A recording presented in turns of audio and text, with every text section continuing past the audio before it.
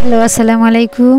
আমার পড়ে থাকা ইউটিউব চ্যানেলটা থেকে তোমাদের সবাইকে এই সুন্দর ডালিয়া ফুলের শুভেচ্ছা। আসলে আমি এই ডালিয়া ফুলগুলি কীভাবে এত সুন্দর করেছি আর কি দিয়ে এরকম হইলো সেটাই তোমাদের সাথে আজকে শেয়ার করব। আসলে অনেক দিন পড়ে রয়েছে আমার চ্যানেলটা, ভাবলাম যে ছোট্ট ছোট্ট ক্লিপ তোমাদের সাথে শেয়ার করে যদি কিছু হয়, বসে না থেকে জীবনের গল্প বলেই তোমাদের সাথে সব কিছু শেয়ার করে নিজের কাছেও ভালো লাগবে।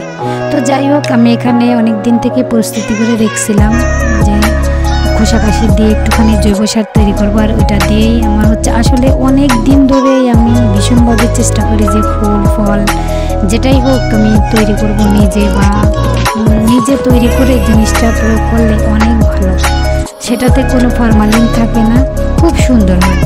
আর আমি অনেক চেষ্টা করি কিন্তু সেরকম ফুল ফোটে না, কারণ এখানে বালি মাটি যেহেতু।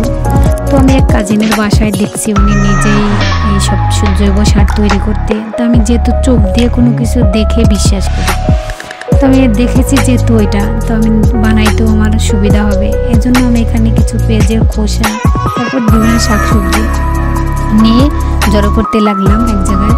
আর তার মাঝে মাঝে দেওয়ার পরে একটু মাটি বা একটুখানি ছাই, তারপরে হচ্ছে আপনার এই যে গোবর যেটাই হোক বানাইতে যা লাগে আর কি, নিম পাতা, এইগুলা দিয়ে দিয়ে ঢেকে ঢেকে 10 দিন পরে আপনার এটার থেকে একটা চমক আসবে, যেটা লিকুইড সার, জৈব সার যেটা আসে, এটা থেকে লিকুইড সারটা আমি 10 দিন পর থেকেই মানে তোলা শুরু করেছি। এই যে ঢপ দেখছেন পাশে পড়া, এই ঢপ দিয়ে এক ঢপ হয়েছিল আমার। তো হচ্ছে যাই হোক, আমি এইগুলা কালেক্ট করে আমার গাছে, আমি অনেক গাছগাল যেহেতু পছন্দ করি, তো হচ্ছে সেরকমভাবে মানে করতে পারি না, গ্রো করতে পারি না, তো ভাবছি এটা দিয়ে শুরু করি।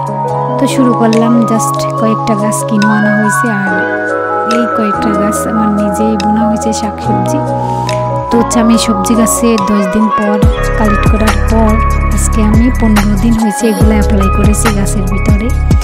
জাস্ট জাদুর মতো কাজ করছে, এত ম্যাজিক আমার স্বপ্ন আমি ভাবতে পারিনি যে এত সুন্দর কাজ করবে।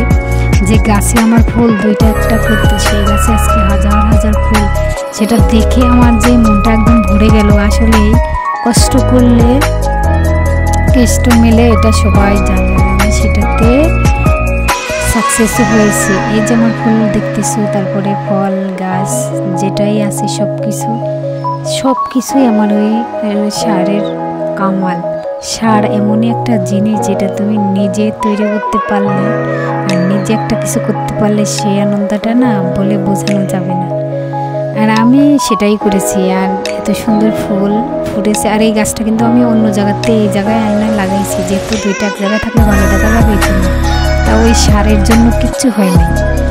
অন্য যদি এই বালিমাটিতে একলাই লাগাই, কিছু ছাড়াই লাগাইতাম না, এটা কখনোই রাখতে পারতাম না, এখানে মরে যেতে দিন।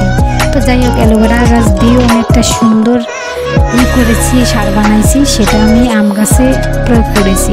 আমের মুকুল আসছে, সেটা নিয়েও তোমাদের একদিন ভিডিও দেখাবো, অপেক্ষায় থাকো। আল্লাহ হাফেজ।